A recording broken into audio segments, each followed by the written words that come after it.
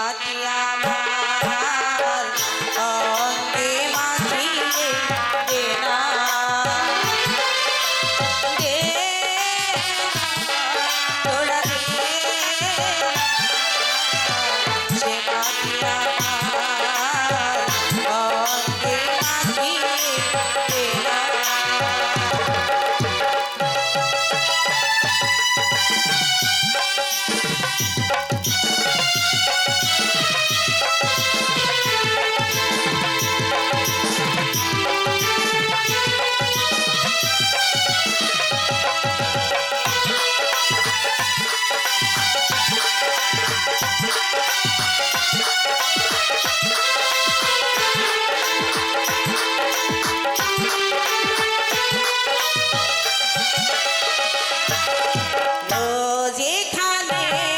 সূর্য ওঠে আশার আলো দিয়ে,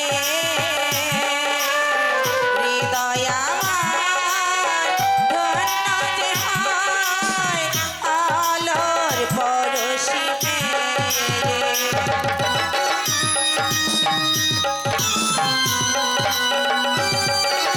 রোজ এখানে সূর্য ওঠে আশার আলো দিয়ে,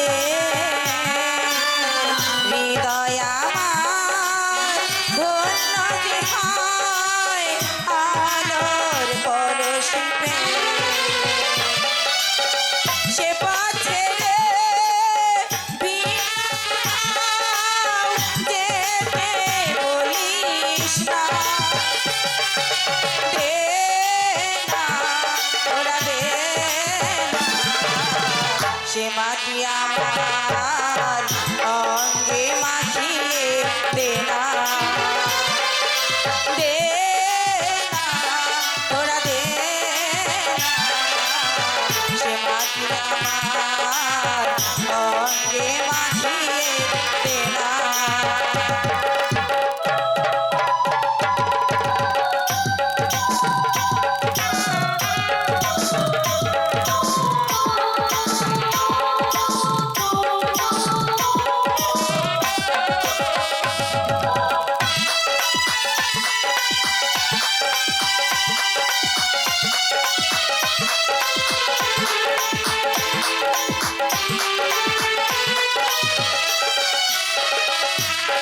রক্তে যাতে জেগেছিল স্বাধীনতার নেশা,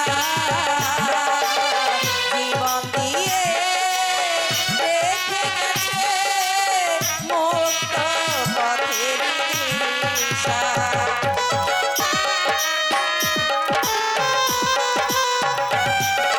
রক্তে যাতে জেগেছিল স্বাধীনতার নেশা, জীবন দিয়ে রেখে গেছে মুক্ত পথের দিশা। সে পথ ভিন্ন চলতে বলিস না, দে না তোরা দে না সে মাটি আমার অঙ্গে মাখিয়ে দে না, দে না তোরা দে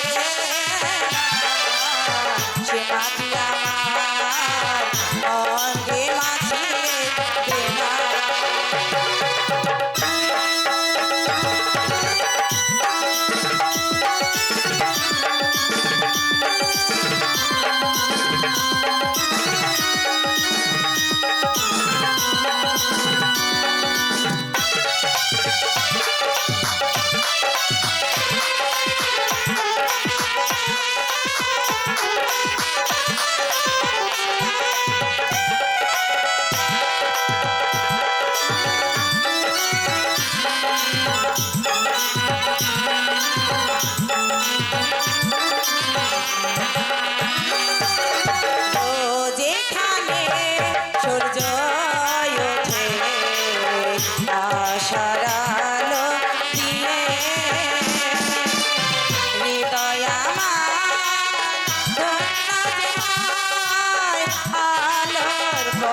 পরশি পেয়ে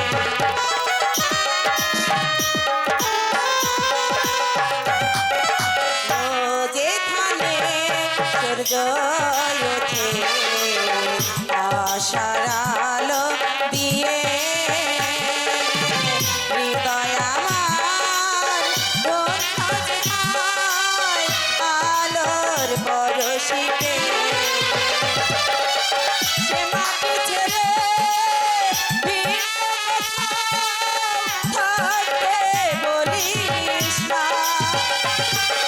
দে না তোরা দে না সে মাটি আমার অঙ্গে মাখিয়ে দে না দে না তোরা দে না সে মাটি আমার অঙ্গে মাখিয়ে দে না যে মাটির বুকে ঘুমিয়ে আছে লক্ষ্মী সেনা দে না তোরা দে না সে মাটি আমার অঙ্গে মাখিয়ে দে না দে না তোরা দে না সে মাটি আমার অঙ্গে মাখিয়ে দে না দে না তোরা দে না সে মাটি আমার অঙ্গে মাখিয়ে দে না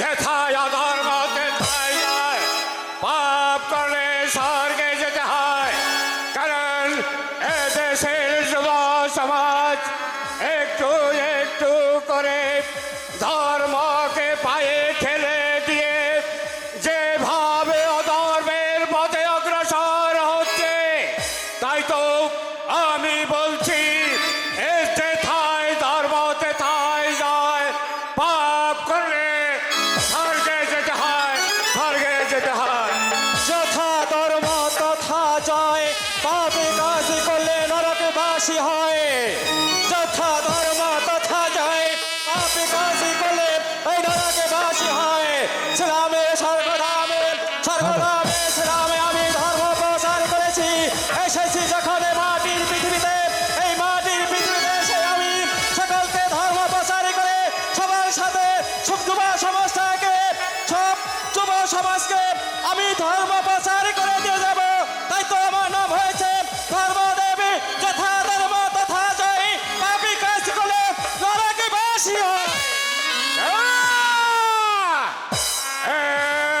যেথায় অধর্ম তেথায় যায় পাপ করলে ওই স্বর্গে যেতে হয় মানি আমি তোমার এই কথা যথা ধর্ম তথা জয় পাপী কাজ করলে নরকে বাসী হয় যেথায় ধর্ম যেথায় অধর্ম তেথায় যায় পাপ করলে স্বর্গে যেতে হয় মানি আমি তোমার এই কথা ধর্মদেবী এই মাটির পৃথিবীতে যখন এসেছি আমি আমি ধর্মদেবী এই ধর্মদেবী যতদিন বাঁচা থাকবে ততদিন এই ধর্ম প্রচার করে দেব এই তো যথা ধর্ম তথা জয় পাপী কাজ করলে এই সমাজ বাসী হয় আমি অধর্ম হরে হরে কৃষ্ণ হরে হরে আমি বলছি যেথায় অধর্ম তেথায় যায় আমি বলছি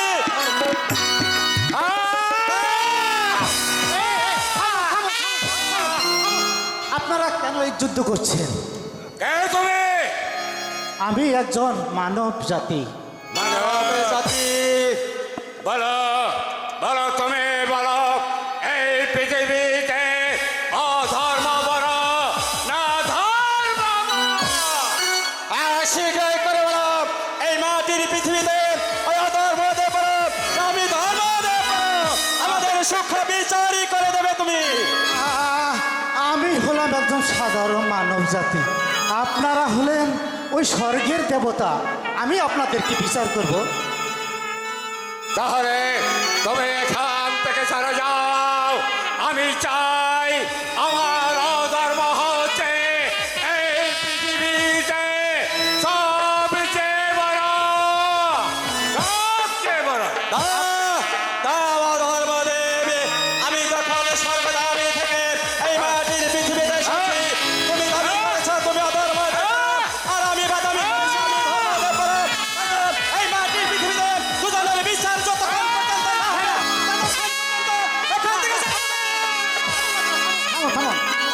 তো সামনে দেখা যাচ্ছে ধনপতির রাজদরবার, ওখানে যে আপনারা রাজদরবার যে বিচারটি আপনাদের বিচার ঠিকই করে দেবে। বিচার করে দেবে, তাই তো হয়তো দেখা যাচ্ছে একটি মন্দির, আমরা চলে যাব সেখানে। চলো ধর্মদের দেখা যাবে অধর্ম বড় না ধর্ম বড়, যেথায় অধর্ম যেথায় যায় পাপ করলে নরকে যেতে হয়। হ্যাঁ, আমি এই মুহূর্তে চলে যাব রাজা ধর্মপতির রাজপ্রাসাদে। সেখানে গিয়ে রাজা ধর্মপতির কাছে আমরা বিচার চাইবো। দেখো রাজা ধর্মপতি আমাদের কি বিচার করে যায়। আমি ধর্মদের পরব, নবধর্মদের পরব, তথা ধর্ম তথা জয়, পাপী কাশী বলে নরকবাসী হয়। হরে কৃষ্ণ, হরে কৃষ্ণ, হরে রাম। কোথা থেকে কোথা যায়? হরে কৃষ্ণ, বাবা রে বাবা, আমি এই রাজ্যে আসুন। হ্যাঁ,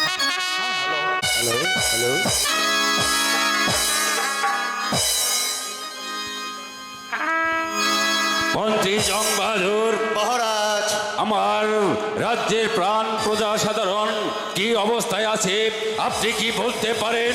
হ্যাঁ মহারাজ, আপনার রাজ্যের প্রাণ প্রিয় প্রজা সাধারণ শোকের শান্তিতে দিনপাত করছে, এমনকি আপনার গুণকীর্তনই করছে মহারাজ। বেশ, আপনার কথা শুনে আমি বড় আনন্দিত হলাম, কিন্তু আমার গরিব দুঃখী প্রজা সাধারণ যেন খাদ্যের ঘাটতি না থাকে, যেখানে ওষুধের প্রয়োজন ওষুধ দিবেন, যেখানে বস্ত্রের প্রয়োজন বস্ত্র দিবেন, আমার প্রজা সাধারণ যেন অনাহারি না যায়। হ্যাঁ মহারাজ, এর আপনি কোনো চিন্তা করবেন না।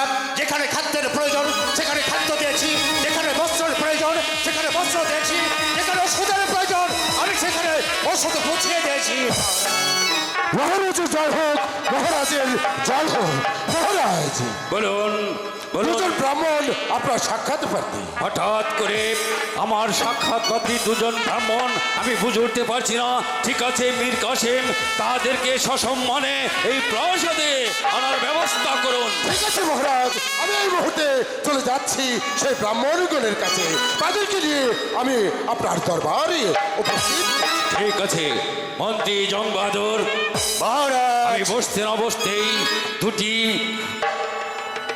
এনে আপনি কোনো চিন্তা করবেন না, আগে আসুক দেখা যায়। মহারাজের জয় হোক, মহারাজের জয় হোক। এই তো আমি ব্রাহ্মণগণকে সেই জন্য নিয়ে এসেছি। পাপ করলে নরকে যেতে হয়। যথা ধর্ম তথা জয়, পাপী কাশী করলে হয় স্বর্গবাসী হয়। বলুন বলুন, আপনাদের কি প্রয়োজন? এই ধর্মপুরে এসে আমার কাছে অধিভুক্ত হয়েছেন, বলুন আপনাদের কি চাই? বিচার করে দাও বিচার? রাজা, হ্যাঁ বিচার করে দাও। এই পৃথিবীতে যাও ধর্ম বড় না ধর্ম বড়। হ্যাঁ রাজা, তুমি আমাদের সূক্ষ্ম বিচার করে দাও।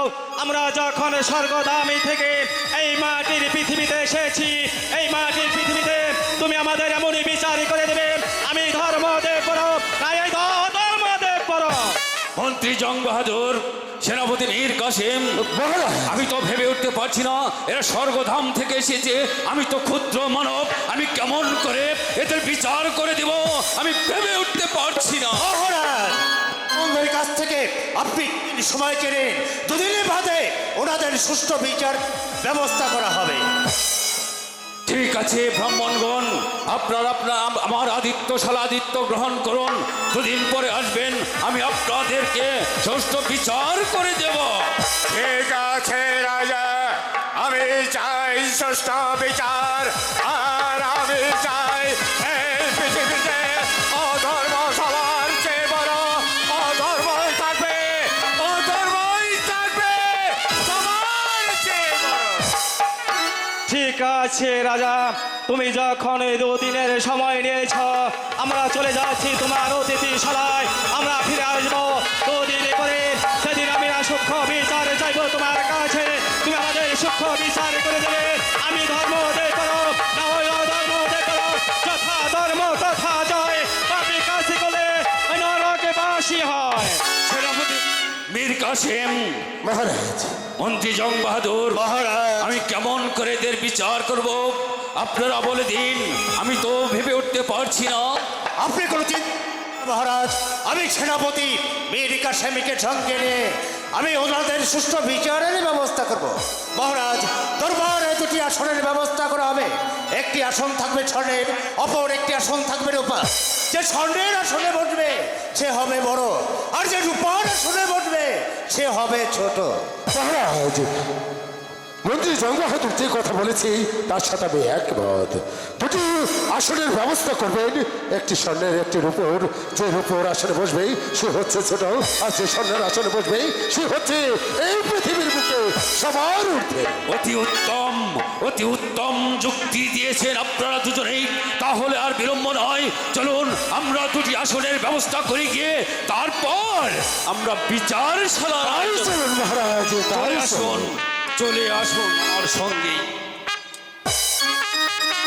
যথা ধর্ম তথা জয়, পাপী কাশি করলে নরকবাসী হয়।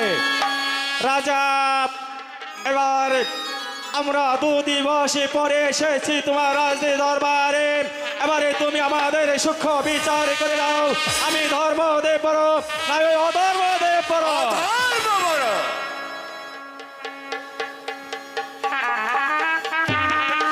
ব্রাহ্মণগণ, আপনারা হচ্ছেন স্বর্গের দেবতা, তাই আমি কেমন করে বিচার করব?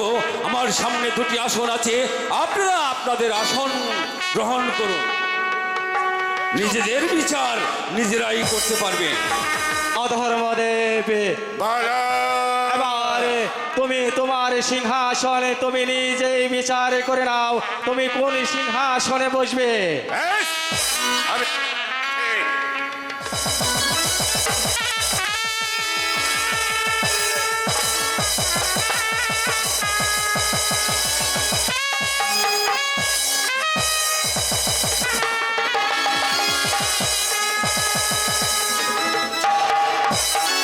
রাজা, এবার আমাদের বিচার করে দাও, আমি অধর্মদেব বড় না অধর্মদেব বড়? বিচার করে দিন, আমাদের বিচার করে দিন। আমি অধর্মদেব বড় না ধর্মদেব বড়? আমি আর কি বিচার করব? আপনাদের আসনের দিকে আপনারা তাকালেই বুঝতে পারবেন কে বড় আর কে বা ছোট। রেখে সত্যি করে বলো, বলো আমি অধর্মদেব বড় না ধর্মদেব? হ্যাঁ রাজা, সত্য করে বলো, আমরা এখানে বাচালত করার জন্য আসিনি, আমি ধর্মদেব বড় তাই অধর্মদেব বড়? আপনারা হচ্ছেন স্বর্গের দেবতা, আপনাদের সামনে তো আমার বিচলতা চলে না, তাই বলছি আপনারা আপনাদের নিজ নিজ আসনের দিকে তাকালেই বুঝতে পারবেন কে বড় আর কে বা ছোট। আমি তাই দেখছি।